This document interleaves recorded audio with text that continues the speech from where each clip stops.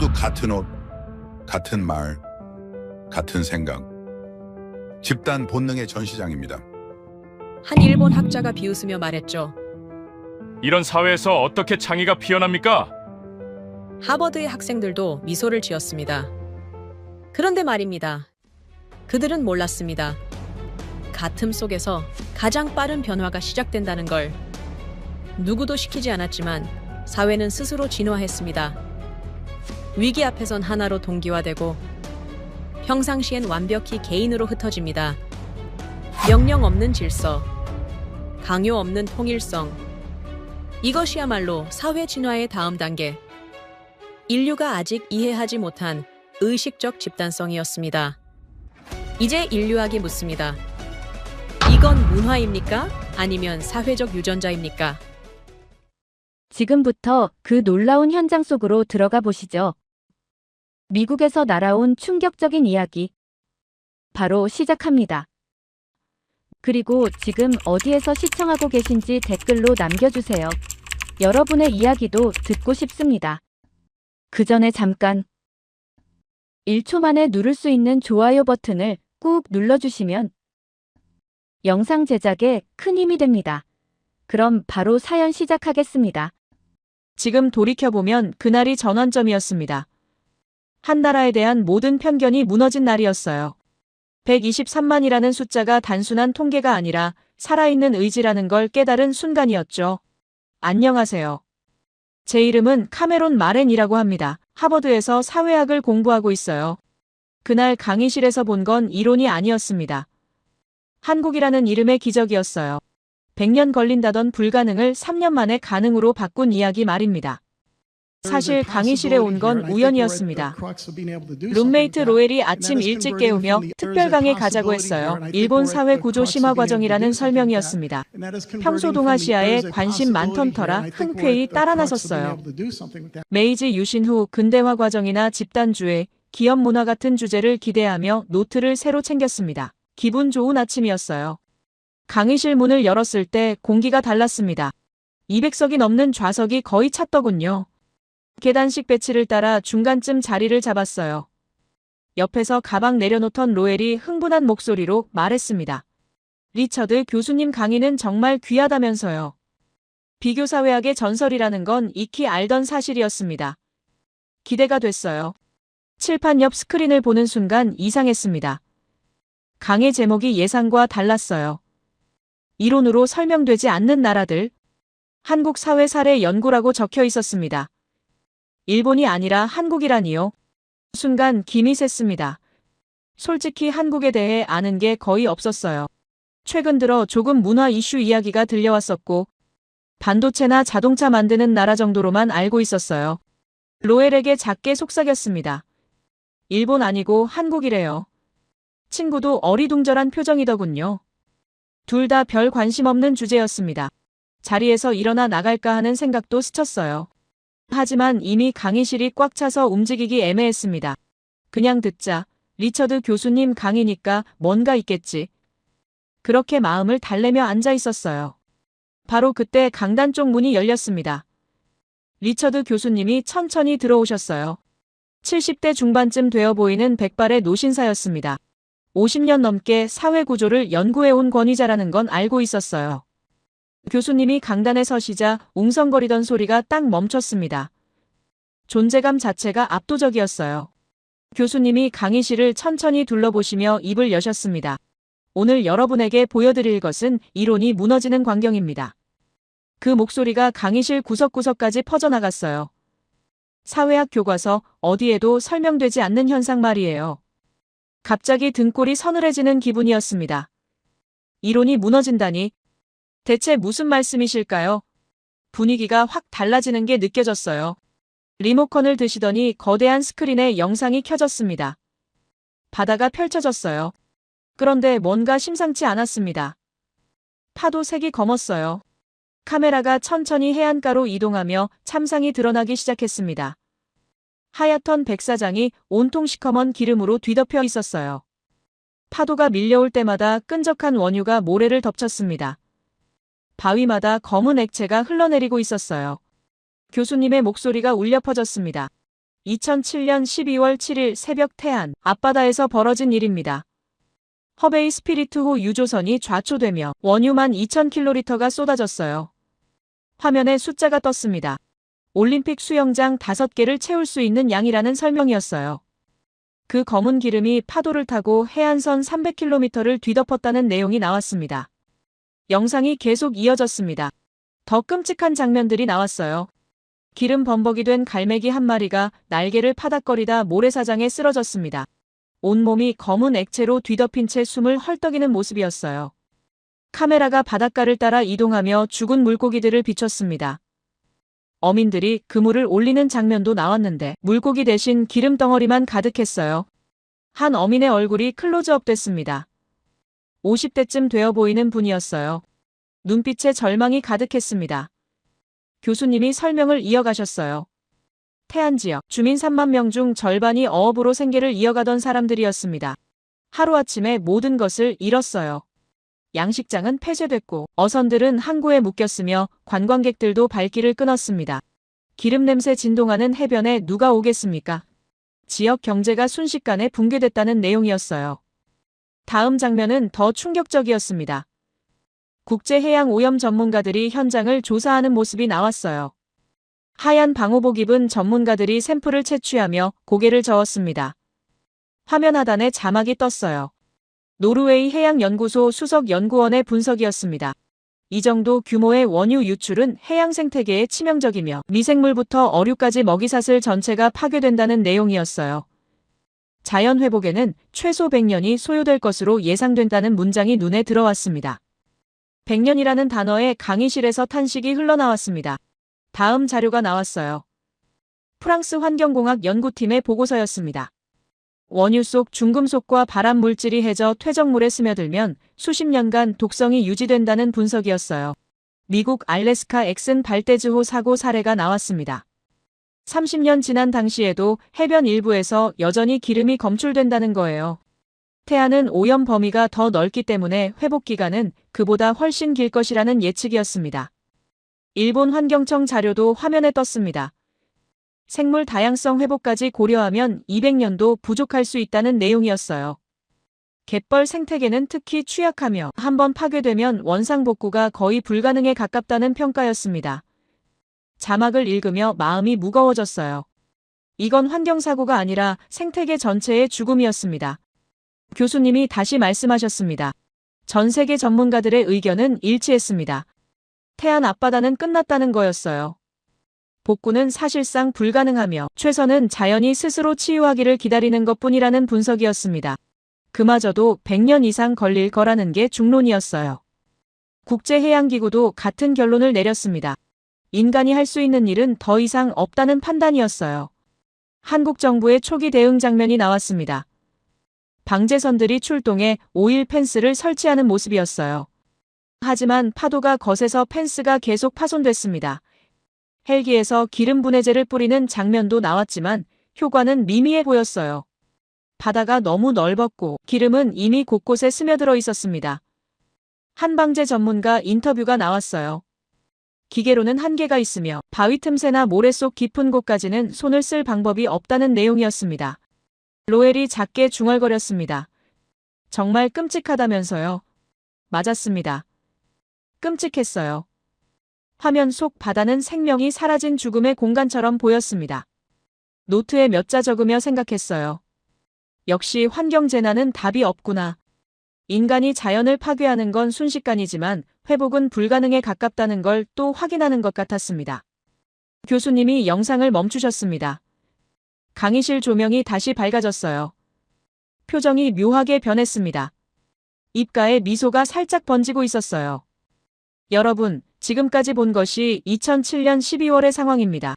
전 세계가 내린 결론은 명확했어요. 태안 바다는 회복 불가능, 최소 100년은 기다려야 한다. 그게 과학적 판단이었습니다.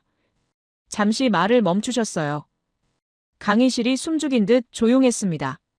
그리고 교수님이 다시 입을 여셨습니다. 그런데 말입니다. 목소리 톤이 묘하게 달라져 있었어요. 뭔가 중요한 반전이 올 것 같은 느낌이었습니다. 노트 쥔 손에 힘이 들어갔어요.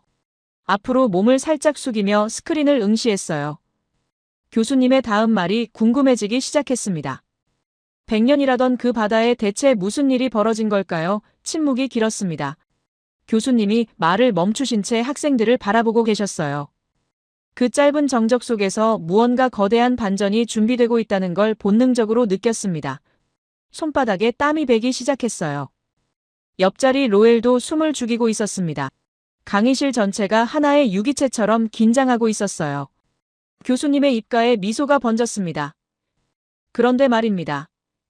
단 4글자였어요. 하지만 그 4글자가 강의실 공기를 완전히 바꿔놓았습니다. 100년이라던 그 바다에서 정말 놀라운 일이 벌어졌습니다. 리모컨을 들어올리시더니 스크린이 다시 켜졌어요. 같은 장소였습니다. 태안 해변이었어요. 하지만 분위기가 달랐습니다. 검은 바다가 아니었어요. 사람들이 보였습니다. 처음엔 몇 명인가 싶었는데 카메라가 뒤로 물러나자 끝없이 이어진 인파가 드러났어요. 수십 명이 아니었습니다. 수백 명도 아니었어요. 끝이 보이지 않았습니다. 모두 같은 자세였습니다.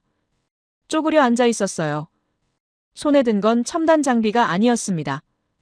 헝겊이었어요. 낡은 수건으로 바위를 닦고 있었습니다. 한 명이 바위 하나하나를 문질러 닦고 있는 모습이었어요. 카메라가 한 할머니를 잡았습니다. 이르는 넘어 보였어요. 허리를 굽혀 바위 틈새를 닦고 계셨습니다. 손이 새까맣게 변해 있었지만 멈추지 않으셨어요. 숫자가 화면에 떴습니다. 사고 발생 나흘 후인 2007년 12월 11일부터 모이기 시작했다는 자막이었어요. 정부가 부른 것도 기업이 동원한 것도 아니라는 설명이 나왔습니다. 그냥 왔다는 거예요. 뉴스를 보고 스스로 찾아온 겁니다. 첫날 2,000명으로 시작됐던 숫자가 일주일 만에 3만 명을 넘어섰다는 기록이 나왔어요. 더 큰 숫자가 떴습니다.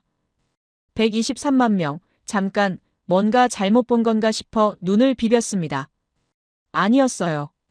123만 명이 맞았습니다. 노트에 그 숫자를 적으며 믿기지 않았어요. 이건 한 도시 인구가 아닙니다. 나라 전체가 움직인 수준이었어요. 로엘이 작게 휘파람을 불었습니다. 미쳤다는 표현밖에 안 나왔어요. 영상 속 사람들이 계속 나왔습니다. 서울에서 온 대학생들이 보였어요. 부산에서 전세버스 타고 온 주부들도 있었습니다.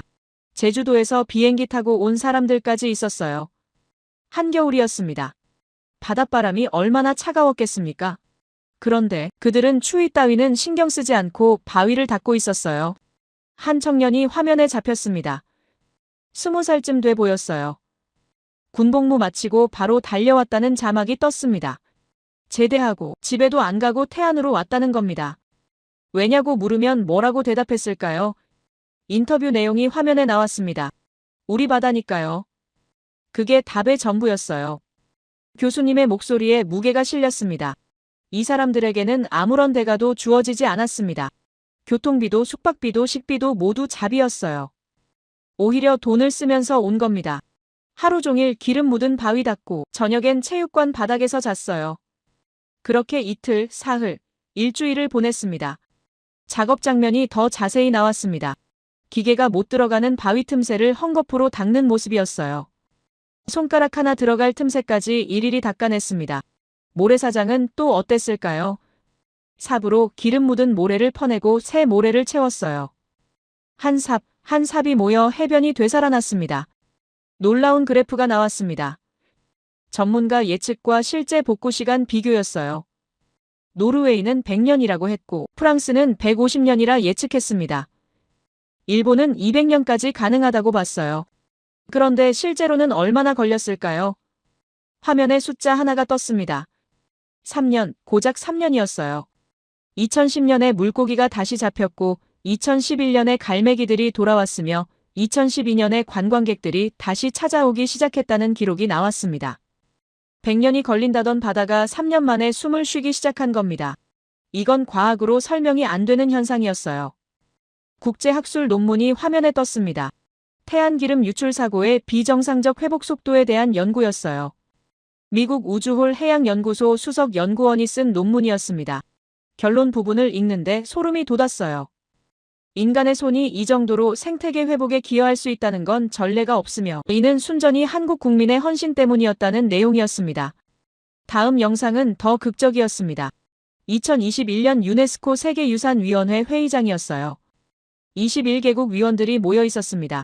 안건은 한국 갯벌의 세계자연유산 등재 여부였어요.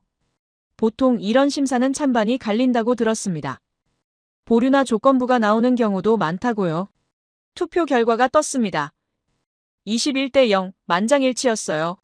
한 명의 반대표도 없었습니다. 유네스코 역사상 매우 드문 일이라는 설명이 나왔어요. 프랑스 위원 발언 장면이 나왔습니다. 한국 갯벌은 단순한 자연이 아니며 인간과 자연이 함께 만든 기적이라는 내용이었어요. 교수님이 설명을 이어가셨습니다. 한국 갯벌이 특별한 이유는 생물 다양성만이 아닙니다. 죽어가던 바다를 국민이 직접 되살렸다는 사실 때문이에요. 태안 사고 이후 한국인들은 갯벌의 가치를 다시 깨달았습니다. 그래서 예전에 메웠던 갯벌을 다시 되돌리기 시작했다는 분석이었어요. 통계 하나가 화면을 채웠습니다. 한국 갯벌이 흡수하는 이산화탄소 양이었어요. 연간 49만 톤 승용차 20만 대가 1년 동안 내뿜는 배기가스를 통째로 빨아들이는 양이라는 설명이 나왔습니다. 그 아래 또 다른 숫자가 떴어요. 경제적 가치로 환산하면 연간 18조 원이라는 내용이었습니다. 18조 원, 다시 한번 확인했습니다. 맞았어요. 노트에 적으며 다시 생각해봤습니다. 갯벌 하나가 1년에 18조 원어치의 탄소를 먹어치운다니요. 이건 자연이 아니었습니다. 살아있는 탄소 저장고였어요. 교수님이 새로운 주제를 꺼내셨습니다. 그런데 여러분, 더 흥미로운 예측이 있습니다. 화면이 바뀌며 지구본이 나타났어요. 북극 지역이 확대됐습니다. 그린란드였어요. 거대한 얼음섬이 화면을 채웠습니다. 지금 그린란드 빙하가 역사상 가장 빠르게 녹고 있다는 설명이 나왔어요. 기후학자들 예측에 따르면 수십 년 내에 엄청난 양의 얼음이 바다로 흘러들어갈 거라는 겁니다. 그렇게 되면 어떻게 될까요? 전 세계 해수면이 최대 6m까지 상승할 수 있다는 시뮬레이션이었습니다. 6m 재앙이었습니다. 동아시아 지도가 화면에 나타났어요. 해수면이 6m 오르면 어떻게 되는지 시뮬레이션이 펼쳐졌습니다. 중국 동부 해안이 물에 잠기기 시작했어요. 상하이, 장쑤성, 산둥반도, 텐진까지 푸른색으로 변했습니다. 바다에 잠긴다는 의미였어요. 교수님이 설명하셨습니다. 중국 동부는 황하가 실어나른 흙이 쌓여 만들어진 평야입니다. 해발 고도가 매우 낮아요. 해수면이 6m만 올라도 한반도 면적만 한 땅이 물에 잠기거나 거대한 습지로 변할 겁니다. 중국에게는 재앙이죠. 역설이 시작됐습니다. 교수님 목소리에 묘한 긴장감이 실렸어요. 그 거대한 습지가 서해 바다에는 축복이 될 수 있습니다. 새로운 그래픽이 나왔습니다. 갯벌의 정화 능력을 보여주는 자료였어요. 서울대 연구팀이 마산 봉암 갯벌을 60일간 관찰한 결과였습니다. 결과가 놀라웠습니다. 갯벌이 오염된 퇴적물 독성을 최대 70%까지 스스로 분해했다는 겁니다. 갯벌 속 미생물과 갯지렁이가 쉴 새 없이 오염 물질을 걸러내며 바다 자정 속도를 2배 가까이 빠르게 만든다는 연구였어요. 교수님이 결론을 내리셨습니다. 만약 중국 쪽의 한반도 면적만 한 초대형 갯벌이 새로 생긴다면 어떻게 될까요? 천년 정화 필터가 됩니다. 중국발 오염 물질을 1차로 걸러주는 거예요. 결과적으로 서해 바다는 전 세계 어디에도 뒤지지 않는 청정 바다로 거듭날 가능성이 있다는 분석이었습니다. 머릿속이 복잡해지기 시작했습니다. 그린란드 빙하가 녹으면 중국 해안이 잠기고 거대한 갯벌이 생기며 그게 서해를 정화한다니요. 도미노처럼 연결된 이야기였습니다. 한 나라의 위기가 다른 나라의 기회가 되는 아이러니였어요. 마지막 문장이 화면에 떴습니다. 100년 걸린다던 바다를 3년 만에 되살린 나라. 123만 명이 자발적으로 움직인 나라. 갯벌 하나로 18조 원의 가치를 만들어내는 나라. 여러분, 이 모든 게 우연일까요? 아니면 그들만의 특별한 무언가가 있는 걸까요? 강의실이 숨죽였습니다. 노트를 내려다보며 생각에 잠겼어요. 대체 이 나라는 뭐지? 어떻게 불가능을 가능으로 바꿨을까? 웅성거림이 강의실 여기저기서 들렸습니다. 모두가 같은 질문을 하고 있었어요. 한국, 도대체 어떤 나라길래 이런 걸까요? 스크린이 꺼지는 순간 강의실이 다시 밝아졌습니다. 교수님이 강단을 천천히 거닐기 시작하셨어요. 발소리만이 정적을 깼습니다. 123만 명, 3년, 기적. 여러분은 이 단어들을 어떻게 연결하시겠습니까? 질문이 공중에 떠 있었어요. 아무도 선뜻 답하지 못했습니다. 교수님이 멈춰 서셨어요. 답을 찾으려면 시간을 거슬러 올라가야 합니다. 태안보다 훨씬 이전으로 말입니다. 리모컨이 다시 올라갔습니다. 화면이 켜졌어요. 이번엔 바다가 아니었습니다. 도시였어요. 서울이라는 자막이 떴습니다. 겨울 아침 풍경이었어요. 화면 모서리에 시각이 표시됐습니다. 오전 8시 30분, 지하철 출구였어요. 사람들이 계단을 올라오고 있었습니다. 1명, 2명이 아니었어요. 끝없이 쏟아져 나왔습니다. 걸음걸이가 일정했습니다. 누가 지휘한 것도 아닌데 보폭이 맞아떨어졌어요. 카메라가 천천히 팬했습니다. 인파를 따라 이동하며 무언가를 포착하려는 듯 했어요. 처음엔 뭔지 몰랐습니다. 그런데 점점 명확해졌어요.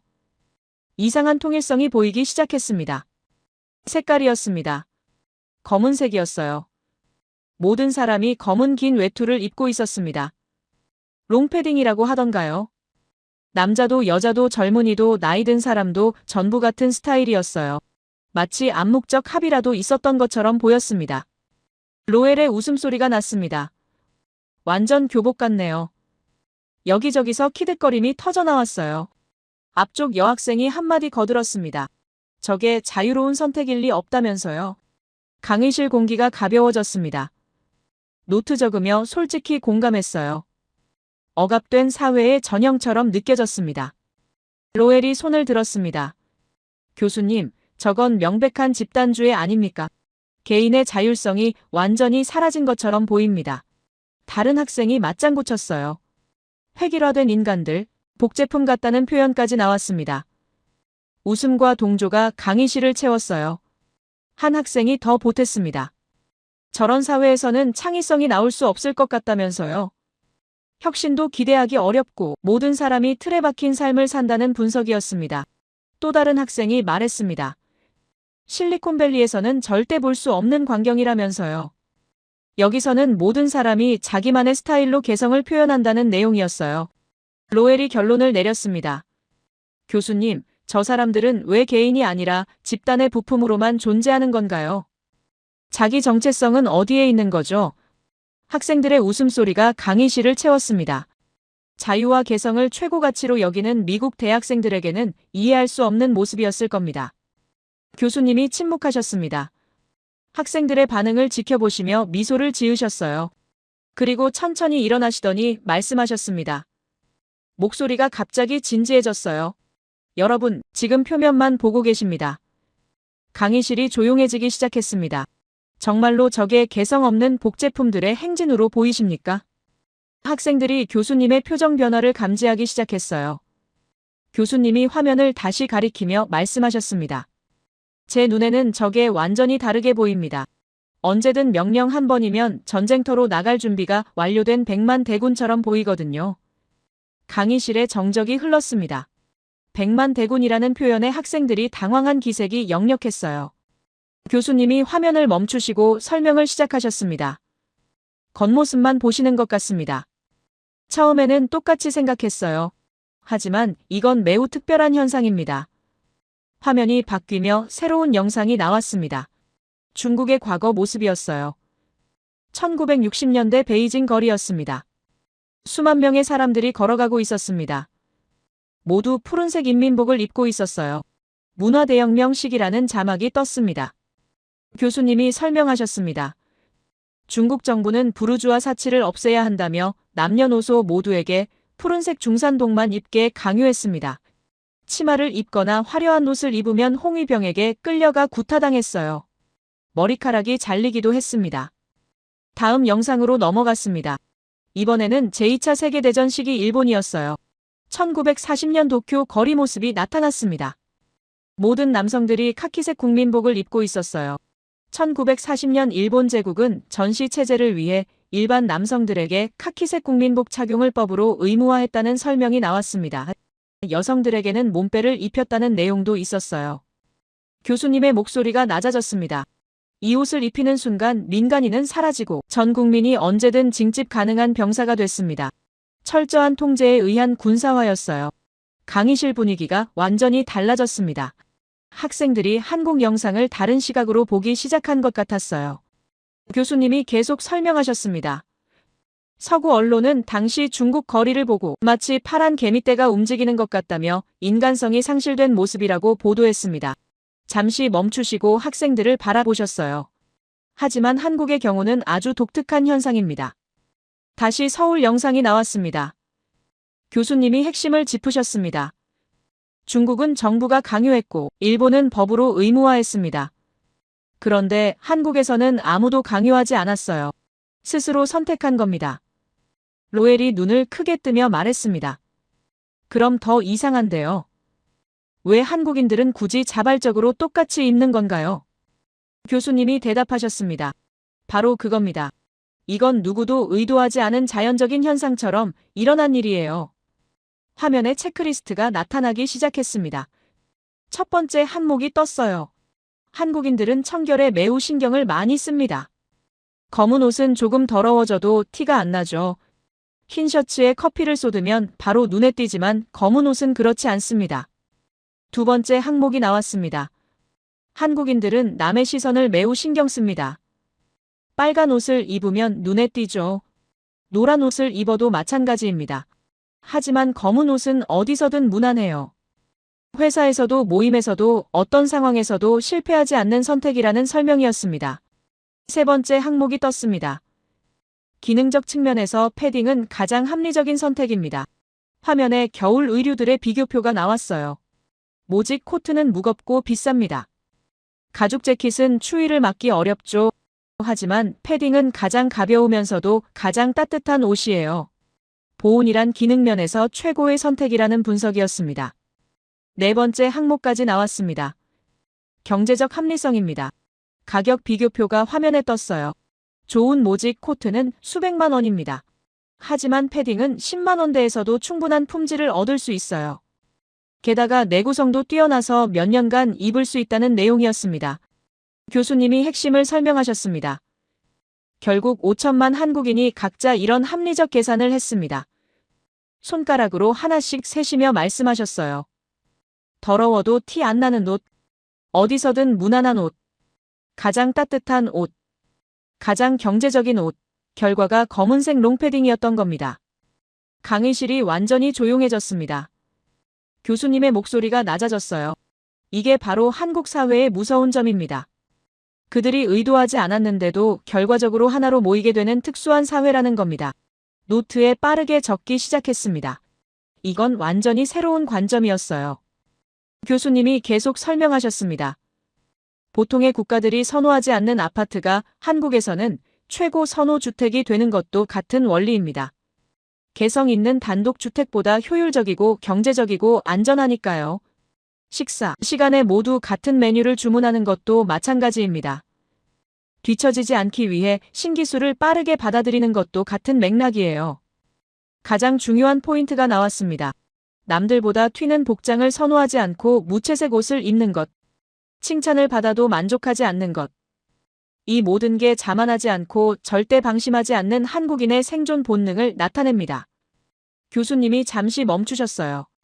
각박한 사회로 보일 수도 있습니다. 개성이 없어 보일 수도 있어요. 하지만 그게 그들의 진정한 모습이고 그게 지금의 한국을 만든 원동력입니다. 교수님이 마지막 문장을 천천히 말씀하셨습니다. 한국이라는 나라는 5천만 명이 각자 합리적으로 선택한 결과가 하나의 거대한 힘으로 모이는 기적의 땅입니다. 강의실에 감동적인 정적이 흘렀습니다. 로엘이 천천히 고개를 끄덕이기 시작했어요. 다른 학생들도 마찬가지였습니다. 노트를 내려다보며 생각했습니다. 억압이 아니라 합리성이라니, 강요가 아니라 선택이라니. 이건 완전히 다른 차원의 이야기였어요. 한국이라는 나라가 점점 더 궁금해지기 시작했습니다. 교수님이 화이트보드 앞으로 걸어가셨습니다. 이제 더 깊은 곳으로 들어가 보겠습니다. 한국 사회를 이해하려면 그들의 언어부터 봐야 해요. 화면에 한국어 문장 몇 개가 나타났습니다. 그 옆에 영어 번역이 나란히 적혀 있었어요. 한국어에는 매우 독특한 언어적 특징이 있습니다. 영어로 my mom이라고 하는 것을 한국어로는 우리 엄마라고 한다는 설명이었습니다. 학생들이 고개를 갸웃거렸습니다. 화면에 더 많은 예시가 떴어요. 마이 컨트리를 우리나라라고 하고 심지어 마이 와이프조차 우리 아내라고 부른다는 내용이었습니다. 한 학생이 손을 들었습니다. 그럼 아내를 공유한다는 뜻인가요? 좀 이상한 것 같다는 반응이었어요. 교수님이 고개를 저으셨습니다. 아니에요. 이건 소유의 개념이 아니라 소속의 개념입니다. 한국인에게 나라는 것은 존재하지 않아요. 모든 것이 우리입니다. 더 자세한 설명이 이어졌어요. 이것이 의미하는 바를 아십니까? 한국인은 태어나는 순간부터 자아를 확장시킵니다. 나라는 에고를 우리라는 공동체로 확장시키는 겁니다. 한 여학생이 손을 들었습니다. 그럼 개인의 정체성은 어떻게 되는 건가요? 교수님이 대답하셨습니다. 훌륭한 질문입니다. 한국인에게 개인의 정체성은 공동체를 떠나서는 존재할 수 없어요. 그들에게 나는 우리 안의 나입니다. 실제 예시가 화면에 나타났어요. 바로 그때였습니다. 강의실 뒤쪽에서 손이 번쩍 올라갔습니다. 교수님이 그쪽을 보셨어요. 네, 질문 있으신가요? 일본인으로 보이는 학생이 일어났습니다. 또렷한 영어 발음이었지만 억양에서 일본어 특유의 리듬이 느껴졌어요. 토모다치라고 합니다. 도쿄대학에서 온 교환 학생입니다. 강의실 분위기가 미묘하게 달라졌습니다. 토모다치가 차분한 목소리로 말했습니다. 교수님께서 말씀하신 언어 구조는 사실 일본어에도 똑같이 존재합니다. 우리도 우치노하, 즉 우리 어머니라고 표현해요. 우치노 쿠니, 우리나라라는 말도 쓰고요. 이건 한국만의 특징이 아니라 동아시아 전체의 언어적 특성 아닌가요? 교수님이 고개를 끄덕이셨습니다. 좋은 지적입니다. 맞습니다. 일본어에도 비슷한 구조가 있죠. 하지만 사용 빈도와 적용 범위에서 차이가 있습니다. 토모다치가 다시 말했습니다. 그 차이가 정말 유의미한 건가요? 오히려 한국이 역사적으로 일본 문화권의 영향을 받았기 때문에 이런 언어 구조가 생긴 것 아닙니까? 강의실이 조용해졌습니다. 노트쥔 손에 힘이 들어갔어요. 이건 단순한 학술적 질문이 아니었습니다. 토모다치의 목소리에는 묘한 긴장감이 실려 있었어요. 교수님이 천천히 화이트보드로 걸어가셨습니다. 표정은 여전히 차분했습니다. 흥미로운 가설입니다. 그런데 역사적 사실을 보면 조금 다릅니다. 화면에 새로운 자료가 나타났어요. 고대 한국어 문헌들이었습니다. 삼국시대 비문과 고려시대 문헌들이 차례로 나왔습니다. 이미 1500년 전 기록에서도 우리라는 표현이 광범위하게 사용됐다는 분석이었어요. 일본의 문화적 영향이 본격화되기 훨씬 이전부터 존재했던 언어 구조라는 설명이었습니다. 토모다치가 다시 손을 들었습니다. 이번에는 목소리가 조금 더 날카로워졌어요. 그래도 현대 한국 사회의 집단주의적 특성은 일제강점기 영향이 크지 않습니까? 일본이 근대화 과정에서 도입한 시스템들이 한국에 그대로 이식됐고 그게 지금까지 이어지는 거라는 연구도 많습니다. 제가 가져온 자료가 있는데요. 그가 태블릿을 꺼내 화면을 보여줬습니다. 일본 교토대학 사회학과 연구 논문이었어요. 한국의 회사 문화, 교육 시스템, 심지어 아파트 단지 구조까지 일본 모델을 기반으로 했다는 내용이었습니다. 따라서 한국의 집단성은 자생적이라기보다는 외부에서 이식된 것이라는 주장이었어요. 강의실이 숨죽였습니다. 학생들이 교수님의 반응을 주시했어요. 교수님은 여전히 차분한 표정이었습니다. 미소까지 띠고 계셨어요. 좋은 자료입니다. 하지만 한 가지 간과한 부분이 있습니다. 화면이 바뀌며 새로운 데이터가 나타났습니다. 1910년대 한국의 둘의 문화 기록이었습니다. 농촌 공동체가 농사일을 함께 하던 전통이었어요. 1950년대 새마을 운동 이전부터 존재했던 자발적 협동 시스템이라는 설명이 나왔습니다. 일제강점기 이전 조선시대 기록에도 동일한 공동체 문화가 광범위하게 존재했다는 증거들이 제시됐어요. 더 결정적인 자료가 나왔습니다. 1950년 한국전쟁 당시 지게부대 형성 과정 분석이었습니다. 정부 명령이나 조직적 동원 없이 자발적으로 형성됐다는 미군 관찰 기록이었어요. 한 미군 장교의 보고서가 화면에 떴습니다. 한국인들의 자발적 조직화 능력은 그 어떤 외부 시스템으로도 설명되지 않으며 오히려 수백 년간 축적된 고유한 문화적 유산으로 보인다는 내용이었습니다. 교수님이 의연하게 말씀하셨습니다. 물론 일제강점기가 한국 사회에 영향을 준 것은 사실입니다. 하지만 그건 표면적 시스템이었어요. 언어 구조나 공동체 의식 같은 깊은 문화적 DNA는 훨씬 오래전부터 형성돼 있었습니다. 목소리에는 어떤 감정도 실리지 않았습니다. 그저 사실을 진술하는 톤이었어요. 그가 자리에 앉았습니다. 표정이 굳어 있었어요. 더 이상 반론하지 않았습니다. 강의실 분위기가 묘했습니다. 교수님은 태연하게 강의를 이어가셨지만 토모다치는 계속 태블릿 화면만 내려다보고 있었어요. 교수님이 다음 주제로 넘어가셨습니다. 이제 김장 문화를 봅시다. 화면에 한국의 김장 모습이 나왔어요. 할머니부터 손주까지 3대가 모여 수백 포기의 배추를 다듬는 장면이었습니다. 매년 11월 한국 전역에서 벌어지는 대규모 집단 행동입니다. 온 가족이 모이고 온 돈내가 함께 모여서 겨울 내내 먹을 김치를 담그죠. 구체적인 수치가 나왔습니다. 한 가족당 평균 100포기에서 200포기입니다. 전국적으로는 연간 200만 톤의 김치가 이 시기에 만들어진다는 통계였어요. 과거 한국에서는 직장에서 김장 휴가라는 것까지 줬다는 내용도 나왔습니다.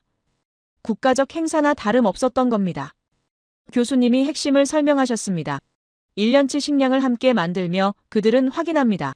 우리는 절대 혼자가 아니다라는 사실을 말이에요. 이건 단순한 요리가 아닙니다. 겨울 생존 훈련이었던 겁니다. 노트에 빠르게 적었습니다. 생존과 공동체가 연결되는 지점이었어요. 다음은 회식 문화였습니다. 한국은 경제협력개발기구 국가 중 근로시간이 가장 긴 나라 중 하나입니다. 연간 1915시간, 하루 평균 10시간 이상 일하죠. 그런데 더 놀라운 건 그 긴 노동을 마치고도 모두 모여 늦은 저녁 식사와 술을 마신다는 겁니다. 화면에 회식 장면이 나왔습니다. 1차는 식사, 2차는 술, 3차는 노래방으로 이어지는 체계적 구조였어요. 마치 군사 작전처럼 단계별로 진행된다는 분석이었습니다. 그리고 다음날 새벽 6시에 아무렇지 않게 출근하는 게 한국의 무서운 문화라는 설명이 이어졌어요. 교수님이 결론을 내리셨습니다. 삼성의 최신 스마트폰, LG의 배터리, 현대의 자동차, 한화의 방산 기술, 이 모든 혁신적 기술들이 어디서 나왔을까요? 잠시 멈추셨어요. 바로 그 회식 자리에서입니다. 비공식적 자리에서 자유롭게 아이디어를 나누고 문제를 해결하는 시스템이었던 겁니다. 마지막으로 눈치 문화가 나왔습니다. 남에게 뒤처지기 싫어하는 질투와 경쟁심, 튀지 않고 흐름에 타는 적응력, 그게 모여서 한국을 세계에서 가장 변화가 빠른 나라로 만든 겁니다. 교수님이 새로운 용어를 제시하셨어요. 경제학적으로는 초고속 동기화라고 부릅니다. 미국 사회가 개성을 따지며 10년 걸려 합의할 일을 한국은 눈치 덕분에 1년 만에 통일해서 밀어붙인다는 분석이었습니다. 화면에 스마트폰 보급률 그래프가 나왔어요. 2010년 한국 30%, 미국 15%였습니다. 2015년에는 한국 85%, 미국 60%로 격차가 벌어졌어요. 교수님이 마지막 문장을 말씀하셨습니다. 언어가 사고를 만들고 사고가 행동을 만들며 행동이 문화를 만듭니다. 한국인이 우리 엄마라고 말하는 순간 그의 뇌는 이미 공동체 모드로 전환됩니다. 이건 억압이 아니라 선택이고 강요가 아니라 본능입니다.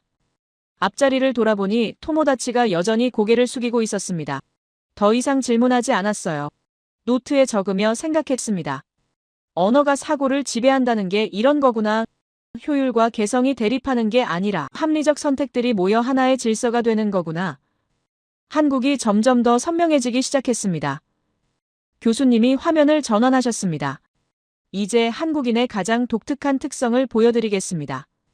위기 앞에서 발동되는 집단 본능 말이에요. 화면이 흑백으로 바뀌었습니다. 1950년 6월 25일이라는 자막이 떴어요. 한국전쟁 발발 직후의 모습이었습니다. 카메라가 산길을 따라 이동했습니다. 수십 명의 농민들이 지게를 지고 산을 오르고 있었어요. 등에 진 짐이 사람 키보다 높았습니다. 군수품이었습니다. 탄약 상자, 식량 보급품, 의료품까지 모든 것을 지게에 짊어지고 있었어요. 한여름 찌는 더위 속에서 땀을 뻘뻘 흘리며 걸어가는 모습이었습니다. 교수님이 설명을 시작하셨습니다.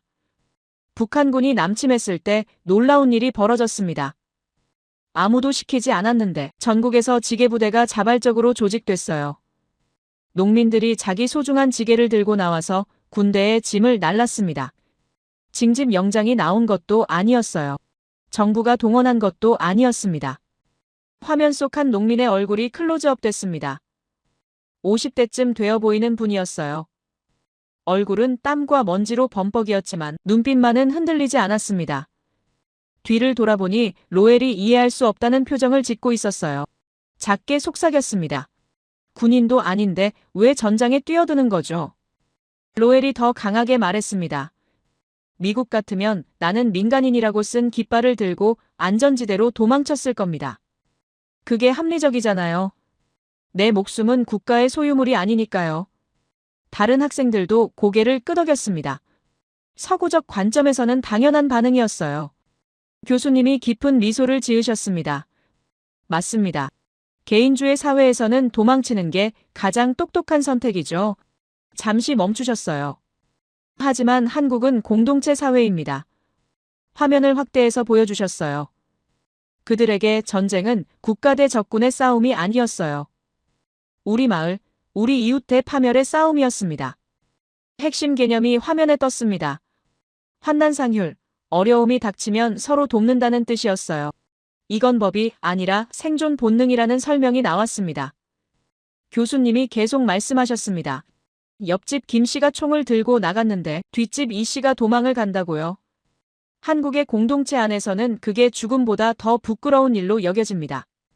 그래서 그들은 지게를 졌습니다. 누가 시켜서가 아니라 내 이웃이 피를 흘리는데 나만 편할 수 없다는 그 지독한 연대 의식 때문이었어요. 노트를 쥔 손이 떨렸습니다. 이건 계약이 아니라 본능이었어요. 국가와 개인 사이의 계약 관계가 아니라 생존을 위한 집단 본능이었던 겁니다. 화면이 바뀌며 더 최근 사례가 나왔습니다. 1997년 11월이라는 자막이 떴어요. 국제통화기금 외환위기였습니다. 당시 한국 경제가 붕괴 직전이었다는 설명이 나왔습니다. 외환 보유고가 바닥났고 국가부도 위기에 처했어요. 화면에는 은행 앞에 줄을 선 시민들의 모습이 나왔습니다. 그런데 이상했어요. 뭔가를 받으려고 서 있는 게 아니었습니다. 금을 들고 와서 내놓으려고 줄을 선 거였어요. 교수님이 설명하셨습니다. 정부가 금 모으기 운동을 시작했는데 반응이 폭발적이었습니다. 한 학생이 놀란 표정으로 말했습니다. 저 사람들 정말 이상해요. 뭔가 받으려고 줄 서는 게 아니라 주려고 줄을 서고 있잖아요. 교수님이 웃으셨습니다. 맞습니다. 미국에서 사람들이 저렇게 줄 서는 경우는 블랙 프라이데이에 물건을 싸게 사려고 할 때뿐이죠. 하지만 이 사람들은 자기 손해를 보려고 줄을 선 겁니다. 구체적인 장면이 나왔습니다. 1998년 1월 5일 오전 6시부터 은행 앞에 줄이 서기 시작했다는 기록이었어요. 할머니들이 평생 간직해온 금반지를 손에 쥐고 오셨습니다. 화면에는 눈물을 흘리며 금반지를 내놓는 한 할머니의 모습이 나왔어요. 자막이 떴습니다. 이 반지는 시어머니가 물려주신 거예요. 60년간 한 번도 빼본 적이 없는데 하지만 나라가 어려우니 어쩔 수 없죠. 할머니의 손이 떨리고 있었습니다. 60년, 노트에 그 숫자를 적으며 목이 메었어요. 60년간 간직한 추억을 국가에 바치는 겁니다. 교수님이 질문을 던지셨습니다. 정부가 실패한 건데 왜 국민이 희생해야 하는 거죠? 서구적 사고로는 당연한 질문이었습니다. 하지만 한국인들에게는 정부와 국민이 분리된 존재가 아니에요. 정부가 망하면 나도 망하고 나라가 망하면 가족도 망한다고 생각하죠. 비교 분석이 화면에 나왔습니다. 미국인이라면 이렇게 생각할 겁니다. 나는 세금을 냈으니 정부가 알아서 해결해야 한다. 정부가 못하면 정부 탓이다. 하지만 한국인은 다르게 생각해요. 정부도 우리고 나라도 우리고 결국 우리가 해결해야 한다는 의식이었습니다. 1997년 당시 한국인들은 이렇게 생각했다는 분석이 나왔어요. 정부를 욕하고 있을 시간에 우리라도 뭔가 해보자는 마음이었습니다. 그래서 금반지를 뺏어 온 겁니다. 더 충격적인 장면이 이어졌어요. 신혼 3개월 된 젊은 부부도 왔습니다. 결혼 반지를 빼서 가져온 거였어요. 화면 속 부부가 인터뷰하는 장면이 나왔습니다. 신혼여행도 못 갔는데 반지부터 빼는 게 말이 되나요? 하지만 우리라도 나서야죠. 젊은 남편의 목소리가 떨렸지만 결연했습니다. 놀라운 숫자가 화면에 떴어요. 첫날에만 23톤의 금이 모였습니다. 약 40일 만에 227톤이 넘는 금이 쏟아져 들어왔다는 통계였어요. 한 여학생이 감탄하며 말했습니다. 227톤이면 엄청난 양이네요. 교수님이 더 놀라운 사실을 말씀하셨습니다. 심지어 초등학생들까지 돼지 저금통을 깨서 동전을 가져왔어요. 몇백 원, 몇천 원이지만 정성스럽게 봉투에 담아서 말이에요. 해외 동포들의 이야기가 나왔습니다. 미국 로스앤젤레스, 독일 프랑크푸르트, 일본 도쿄에서도 금 모으기 운동이 자발적으로 시작됐다는 내용이었어요. 화면에는 세계 각지의 한인들이 금반지를 들고 한국 영사관으로 향하는 모습이 나왔습니다. 총 227톤의 금이 모였습니다. 이는 당시 한국 외환 보유고의 50%에 해당하는 엄청난 규모였어요. 교수님이 핵심을 짚으셨습니다.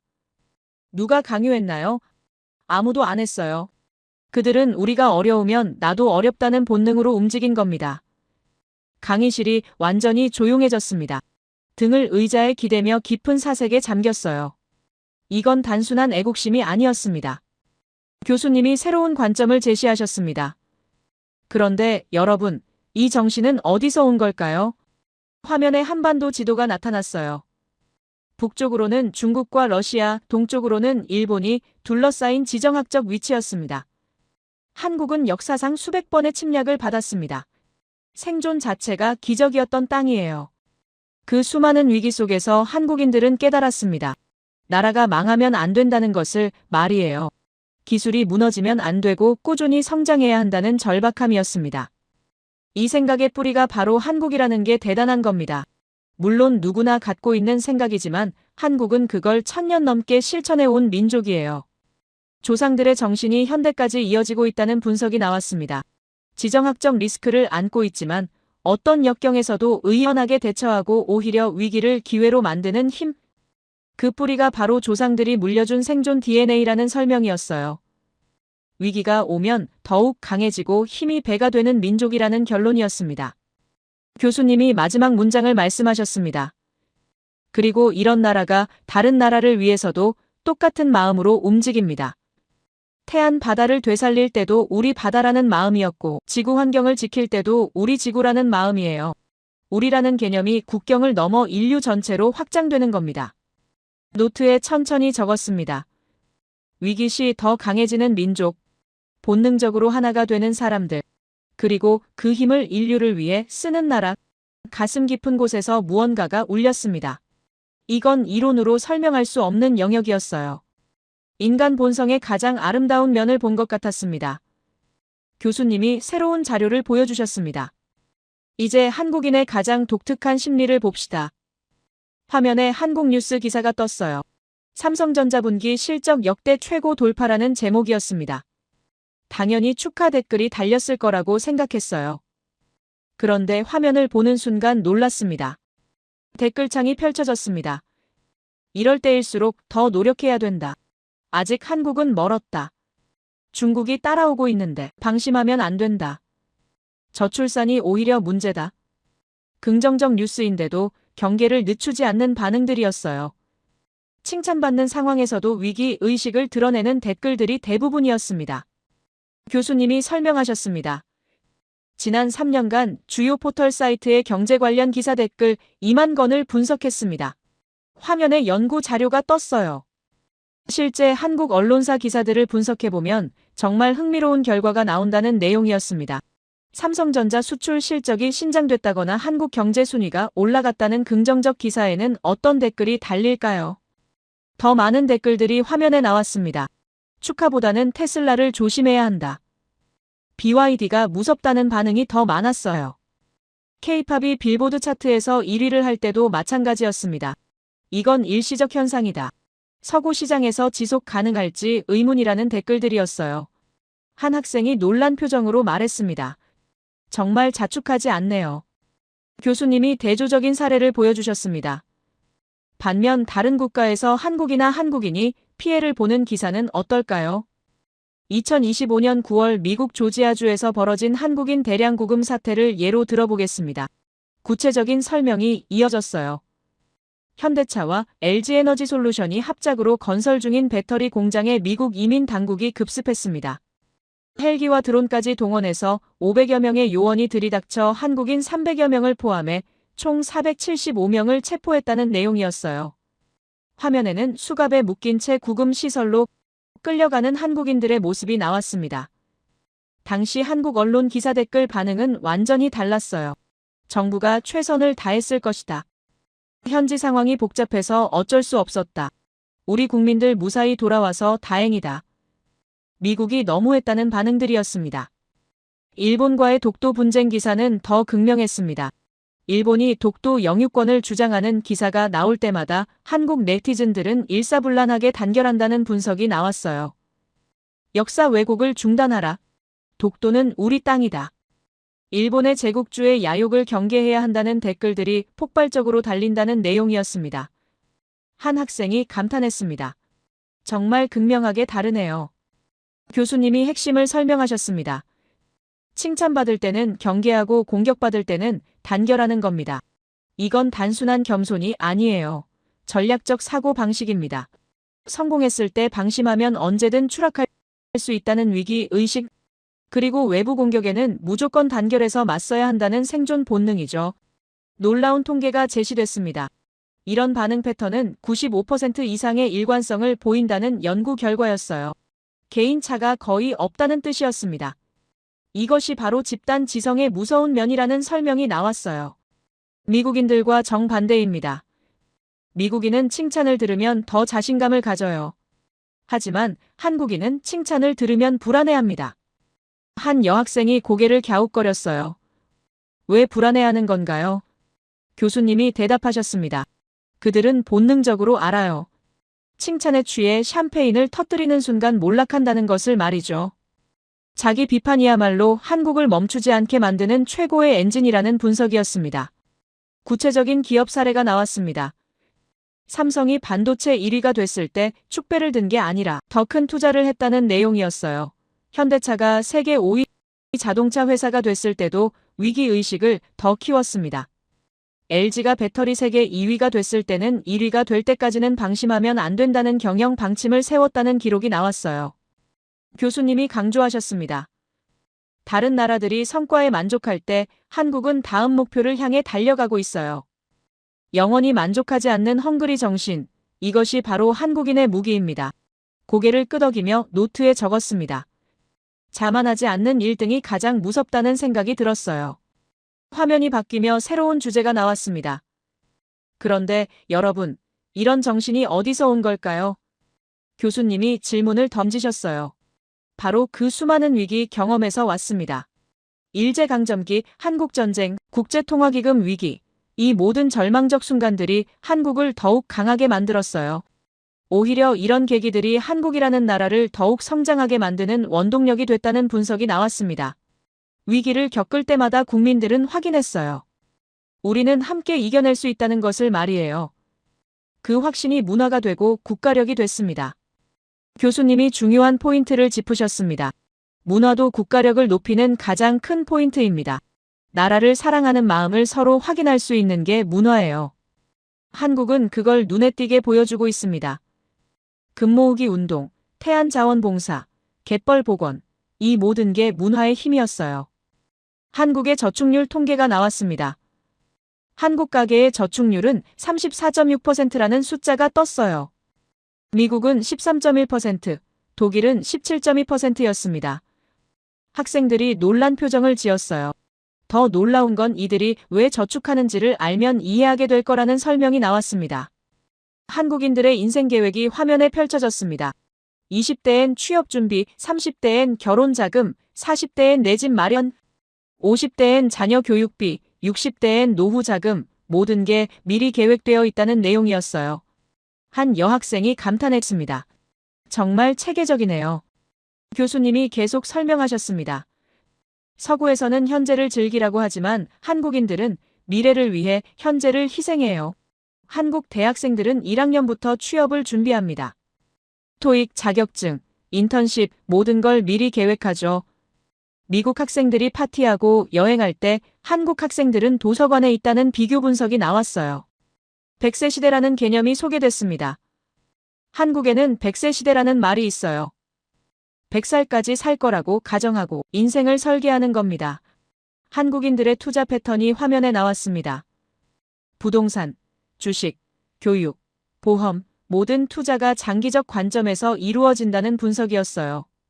단기 수익보다는 10년, 20년 후를 보고 투자하죠. 한국 기업들의 장기 계획이 제시됐습니다.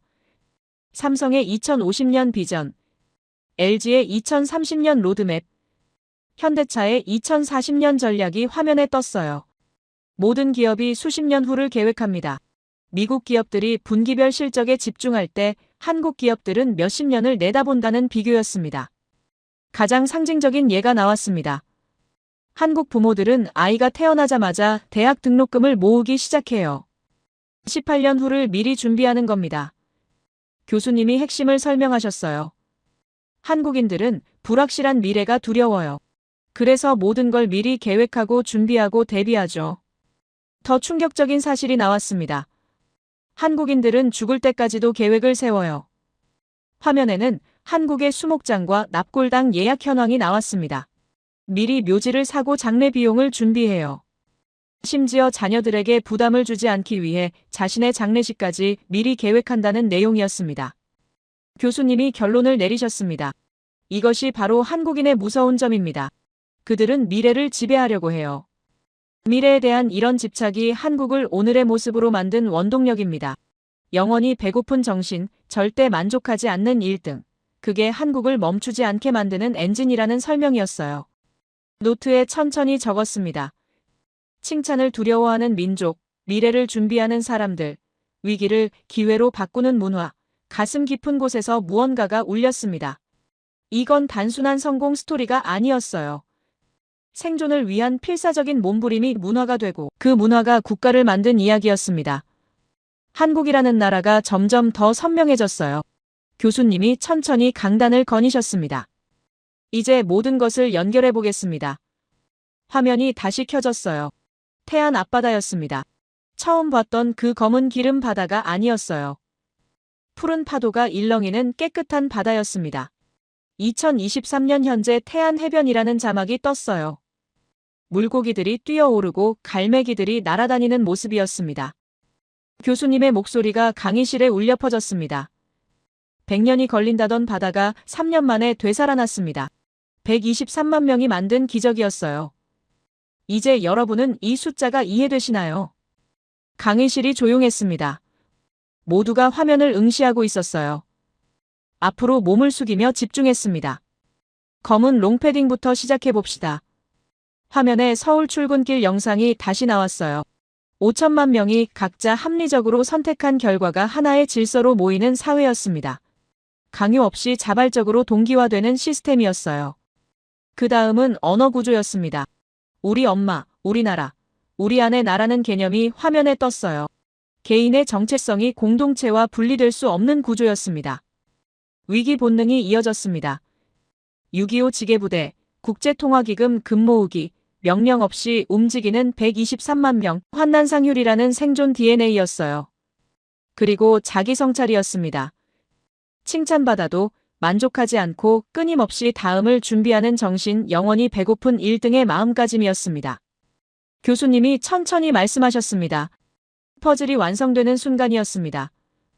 노트를 내려다보며 적어놓은 단어들이 하나로 연결됐어요.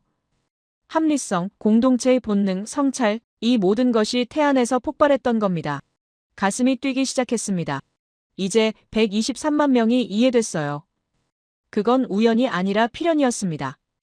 바로 그때였습니다. 강의실 뒤쪽에서 또다시 손이 올라갔어요. 토모다치였습니다. 오후 내내 조용히 있던 그가 다시 일어났어요. 목소리가 떨리고 있었습니다. 교수님, 잠깐만요. 강의실이 술렁였습니다. 토모다치가 억지로 침착함을 유지하려는 듯 천천히 말했어요. 한국의 경제 발전과 사회 시스템은 일본의 도움 없이는 불가능했습니다. 일본이 투자하고 기술을 이전했기 때문에 가능했던 거예요. 태안 복구도 마찬가지입니다. 일본의 해양 정화 기술과 장비 지원이 있었기에 가능했던 것 아닙니까? 한국 혼자 힘으로 한 것처럼 포장하는 건 역사 왜곡입니다. 강의실 분위기가 얼어붙었습니다. 학생들이 웅성거리기 시작했어요. 토모다치가 계속 말했습니다. 제가 가져온 자료를 보시죠. 태블릿을 들어 올렸어요. 일본 외무성 공식 기록입니다. 1997년 국제통화기금 위기 때도 일본이 100억 달러를 지원했고 2007년 태안 사고 때도 일본 해상보안청이 방제 장비를 제공했다는 내용이었습니다. 교수님이 잠시 침묵하셨습니다. 표정은 여전히 차분했어요. 좋은 지적입니다. 사실 확인을 해보죠. 화면이 바뀌며 새로운 자료가 나타났습니다. 태안기름 유출 사고 당시 국제 지원 내역이었어요.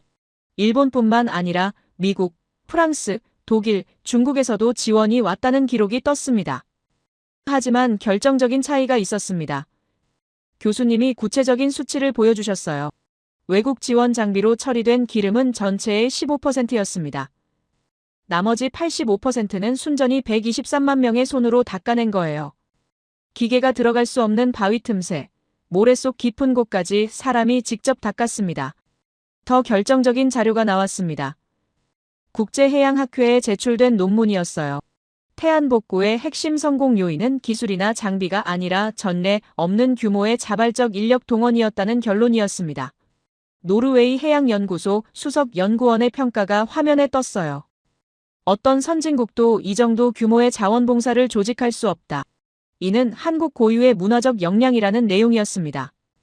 교수님이 의연하게 말씀하셨습니다. 물론 국제사회의 도움은 있었습니다. 하지만 기적을 만든 건 기술이 아니라 사람이었어요. 123만 명의 헌신이었습니다. 토모다치가 자리에 앉았습니다. 얼굴이 붉어져 있었어요. 더 이상 말하지 않았습니다. 교수님이 강의를 이어가셨습니다. 여러분, 이제 핵심을 말씀드리겠습니다. 한국은 시스템과 영혼이 동시에 작동하는 유일한 문명입니다. 화면에 두 개의 엔진 그래픽이 나타났어요. 하나는 기술과 효율의 시스템 엔진이었고 다른 하나는 공동체와 헌신의 영혼 엔진이었습니다. 서구 사회는 시스템 엔진만 발달했어요. 합리적이고 효율적이지만 위기 때 개인이 흩어집니다. 반대로 전통 사회는 영혼 엔진만 있었죠. 공동체 의식은 강하지만 시스템이 없어서 발전이 더뎠어요. 그런데 한국은 두 엔진을 동시에 돌립니다. 평소에는 합리적 개인으로 움직이다가 위기 때는 하나의 유기체처럼 작동하는 겁니다. 구체적인 증거가 제시됐습니다. 한국의 스마트폰 보급률은 세계 최고입니다. 개인의 합리적 선택이 만든 결과예요. 동시에 국제통화기금 위기 때 금모으기 참여율도 세계 최고였습니다. 공동체 정신이 만든 기적이었어요. 이 두 가지가 한 나라에서 동시에 나타나는 건 한국밖에 없다는 분석이었습니다. 교수님이 목소리를 높이셨습니다. 한국은 조용히 세상을 바꿉니다. 말로 하지 않고 행동으로 보여줘요. 태안 바다를 되살렸고 갯벌을 복원했으며 유네스코 세계유산을 만들었습니다. 변화를 직접 몸으로 보여주는 나라예요. 명확한 성격을 가진 민족입니다. 위기가 오면 더 강해지고 성공하면 더 겸손해지죠. 핵심 메시지가 화면에 떴습니다. 나라가 있어야 국민이 있다는 문장이었어요. 한국인들은 이걸 본능적으로 압니다. 정부가 망하면 나도 망하고 나라가 무너지면 가족도 무너진다는 걸 알아요. 그래서 위기 때 달려드는 겁니다. 개인의 생존이 곧 공동체의 생존이라는 걸 깨달았기 때문입니다. 교수님이 마지막 문장을 말씀하셨습니다. 결국 모두가 원하는 건 같이 성장입니다. 혼자 잘 사는 게 아니라 함께 살아남는 거예요. 한국인들은 이걸 1000년 넘게 실천해 왔습니다. 6.25 전쟁 때 지게를 진 농민들, 국제통화기금 위기 때 금반지를 뺀 할머니들, 태안 바다를 닦은 123만 명 모두 같은 마음이었어요. 우리가 함께 살아야 한다는 마음이었습니다. 화면에 다시 태안 바다가 나타났습니다. 푸른 파도가 햇살에 반짝이고 있었어요. 아이들이 백사장에서 뛰어놀고 있었습니다. 어민들이 그물을 거두며 웃고 있었어요. 3년 전만 해도 죽음의 바다였던 곳이 지금은 생명으로 가득했습니다. 눈빛이 달라지는 걸 느꼈습니다. 가슴이 뜨거워졌어요. 이건 단순한 환경복구가 아니었습니다. 한 민족의 정체성이 만든 기적이었어요. 시스템과 영혼, 합리성과 헌신, 개인과 공동체, 이 모든 모순이 한국에서는 모순이 아니었습니다. 완벽한 조화였어요. 노트에 천천히 적었습니다. 기술과 정신의 이중 엔진, 시스템과 영혼의 융합, 조용히 세상을 바꾸는 민족, 손이 떨렸습니다. 이제 완전히 이해했어요. 한국은 이론으로 설명할 수 없는 나라가 아니었습니다. 한국 자체가 새로운 이론이었던 겁니다. 인류가 도달할 수 있는 문명의 다음 단계였어요. 마지막 슬라이드가 떴습니다. 텍스트가 없었어요. 화면을 가득 채운 건 사진 한 장뿐이었습니다. 태안 바다였어요. 푸른 파도가 햇살을 받아 반짝이고 있었습니다. 강의실이 정적에 잠겼어요. 교수님이 천천히 학생들을 둘러보셨습니다. 그리고 입을 여셨어요. 오늘 여러분이 목격한 건 단순한 국가가 아닙니다. 한국은 사회학이 설명하지 못하는 현상입니다. 개인과 집단의 이분법이 무너지고 효율과 헌신이 공존하며 합리성과 본능이 하나로 작동하는 문명이에요. 교수님의 목소리가 울려 퍼졌습니다. 교수님이 깊이 숨을 들이쉬셨습니다. 50년 넘게 세계를 연구했지만 이런 나라는 처음입니다. 시스템과 영혼이 동시 작동하고 기술과 정신이 함께 진화하며 개인과 공동체가 모순 없이 공존하는 유일한 문명이에요. 한국은 인류의 다음 단계를 보여주고 있습니다. 박수 소리가 터졌습니다. 듬성듬성 시작된 박수가 점점 커졌어요. 앞줄부터 학생들이 일어서기 시작했습니다. 뒷줄까지 일어섰어요. 로엘도 박수를 쳤습니다. 토모다치만 고개 숙인 채 앉아 있었어요. 기립박수가 강의실을 채웠습니다. 교수님이 고개 숙여 인사하셨어요. 강의는 여기까지입니다. 한국을 기억하십시오. 말이 아닌 행동으로 세상을 바꾸는 민족입니다. 조용하지만 확실하게 말이에요. 박수가 더욱 커졌습니다. 노트를 덮었습니다. 마지막 페이지에 한 줄 적었어요. 한국, 인간이 만든 가장 완전한 시스템, 손이 떨렸습니다. 이건 강의 노트가 아니었어요. 한 문명을 목격한 증언이었습니다. 학생들이 하나씩 일어났습니다. 로엘이 말했어요. 완전히 생각이 바뀌었다면서요. 고개 끄덕이며 가방을 챙겼습니다. 하지만 바로 못 일어났어요. 더 생각하고 싶었습니다. 강의실이 비어갔습니다. 교수님도 자료 정리 중이셨어요. 일어나 복도로 나왔습니다. 샌더스 홀 긴 복도였어요. 창밖을 봤습니다. 하버드 캠퍼스에 석양이 지고 있었어요. 붉은 노을이 건물을 물들였습니다. 복도 벤치에 앉았습니다. 노트를 다시 폈어요. 첫 페이지부터 넘기기 시작했습니다. 깨달음이 왔습니다. 한국은 힘을 과시하지 않는다는 것을 말이에요. 군사력도 경제력도 자랑하지 않았습니다. 대신 조용히 바다를 되살렸고 갯벌을 복원했으며 123만을 자발적으로 모았어요. 눈에 안 보이는 힘이었습니다. 그런데 그게 더 강했어요. 보이지 않는 힘이 가장 무섭습니다. 총과 탱크는 보이지만 국민 마음은 안 보여요. 기술은 측정 가능하지만 헌신은 불가능합니다. 한국이 가진 건 그 보이지 않는 힘이었어요. 5천만 마음이 하나 될 때 어떤 무기보다 강력했습니다. 그래서 한국은 올라가려 하지 않아도 선진국이 됐습니다. 강대국이라 주장 안 했는데도 견제받기 시작했어요.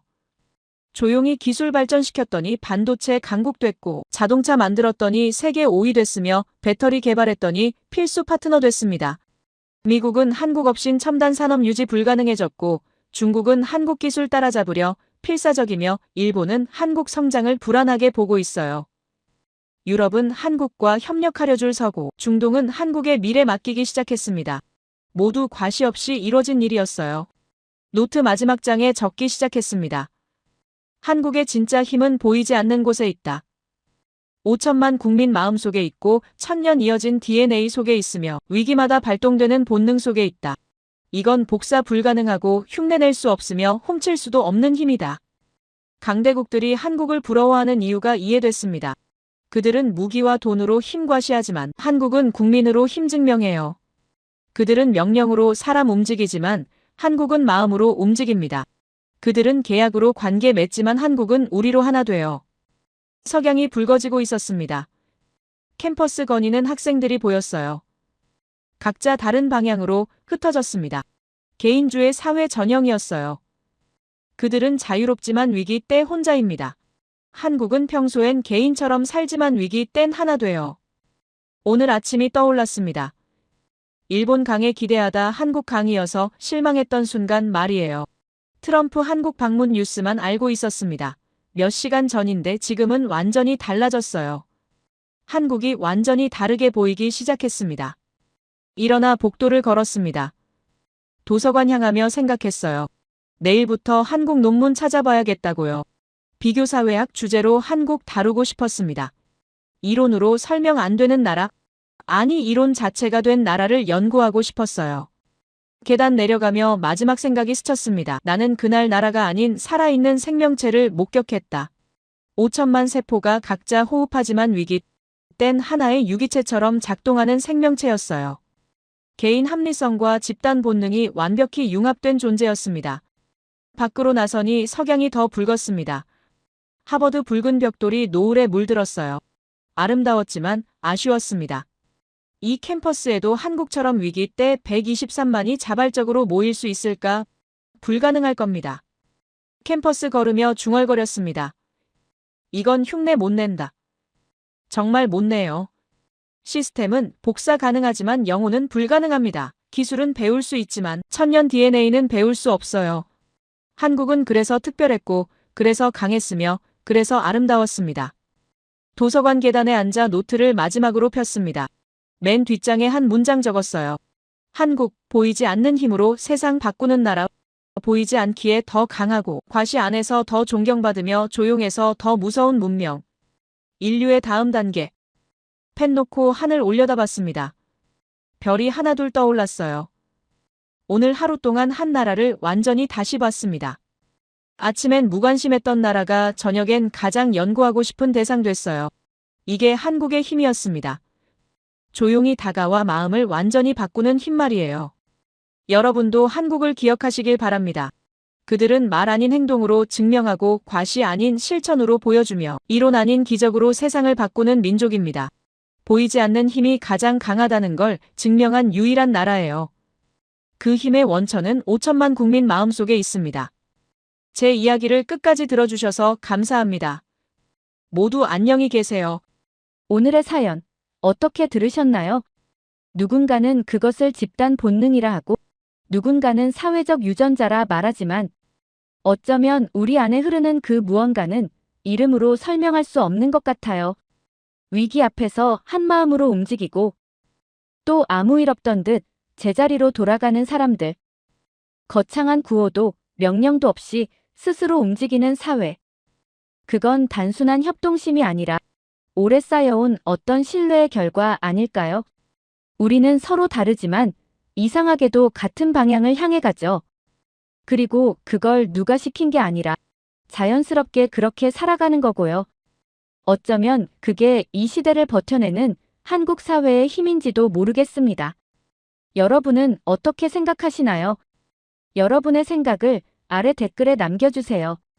그리고 감동적인 사연을 주변 사람들과 공유하고 함께 이야기 나눠보세요. 마지막으로 1초밖에 걸리지 않는 구독과 좋아요, 알림 설정은 영상 제작에 큰 힘이 됩니다. 지금까지 감동을 담아 여러분께 진심을 전하는 감동담기였습니다.